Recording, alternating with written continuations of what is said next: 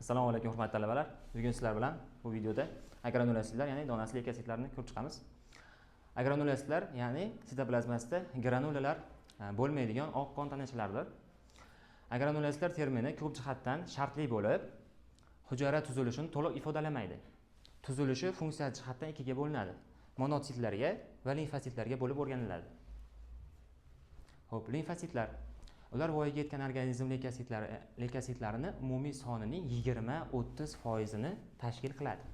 Joylashishiga ko'ra o'rta hisobda 1,5 kg limfositlar bo'lib, shundan 5 grami periferik qonda, 70 grami esa suyak ko'magida, qolganlari, ya'ni qolgan grammlari esa qolgan boshqa a'zolarda joylashgan bo'ladi. Xo'p, limfositlar 3 ta turi tafovut qilinadi. Yirik limfositlar, o'rta limfositlar va mayda limfositlar o'zaro tafovut qilinadi. Yirik limfositlarning diametri 10-15 mikrometr. Xo'p, o'rta limfositlarning diametri esa 7-9 mikrometr.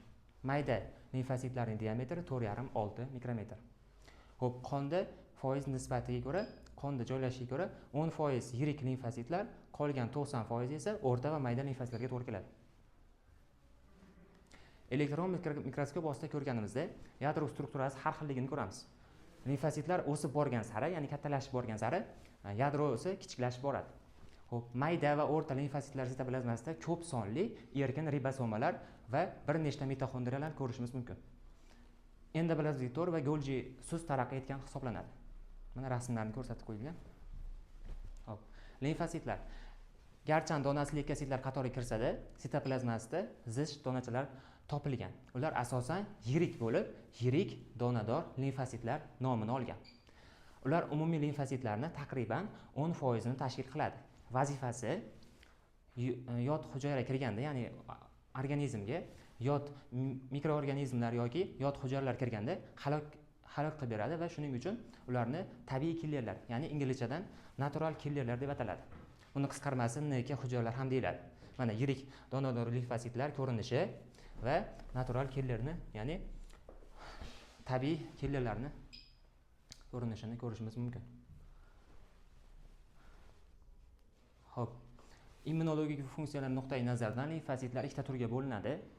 T limfositlar va B limfositlar.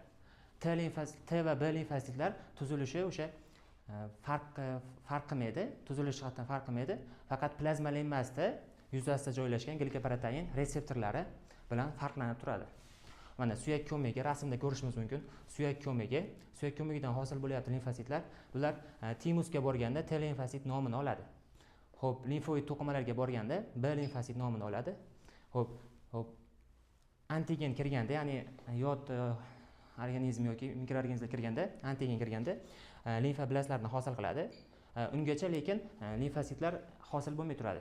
Bu limfoblastlarni hosil qilib, keyin T limfositlar hosil qilib, hujayraviy immunitet vazifasini o'taydi. T limfositlar. B limfositlar esa antigen hujayraga kirganda B limfositlar hosil bo'lib, B limfositlarni nimasi hosil bo'ladi? Plazma hujayralar hosil bo'lib va gumoral immunitetda vazifasini o'taydi.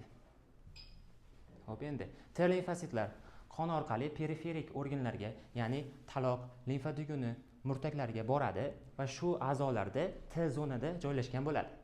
B limfositlar birinchi marta qushlarda topilgan, Fabrici xaltasida, ya'ni Bursa fabricius degan xaltada topilgan. Ammo bu xalta odamlarda, ya'ni organizm o'sha odamlar, insonlarda yo'q. Buni o'rnini bosib beradigan, nimada ko'p izlanishlar natijasida o'rnini bosadigan, xo'p, suyak ko'magi topilgan. Bu suyak ko'magida hosil qilib beradi deyiladi. Undan oldingi rasmda ham ko'rdik. Xo'p, B limfositlar taloqda limfa va boshqa limfoid tuzilmalarga borib, u yerda B zona deb ataladigan zonada to'planib, o'sha yerda hosil bo'ladi. Rasmda ko'rsatilgan. Xo'p, endi monotitlar. Monotitlar qonning eng yirik hujayralari hisoblanadi. Kattaligi surtmalarda 20 mikrometr, qonda esa 9-12 mikrometr kattalikda bo'ladi. Yetik organizmda umumiy leykositlarning miqdorini 6-7% ni tashkil qiladi. Mana monotitlarning rasmi. Xo'p, endi monotitlar donasiz leykositlarning bir turi bo'lib, ulardan makrofaglar hosil bo'ladi. Makrofaglar osteoklastlar, mikrogliya va hamda biriktiruvchi to'qimaning ko'p yadroli boshqa xil hujayralari hosil bo'ladi. Barcha monositlar antigenni tanishtiruvchi, ya'ni antigen bilan tanishtiruvchi hujayralar hisoblanadi. Ular organizmda immun jarayonida muhim rol o'ynaydi. Mana rasmda ko'rsatilgan monositlarni. Monositlar yadrosi katta, ko'rishimiz mumkin tuzilishi. Yadrosi katta, xromatini kam kondensirlangan.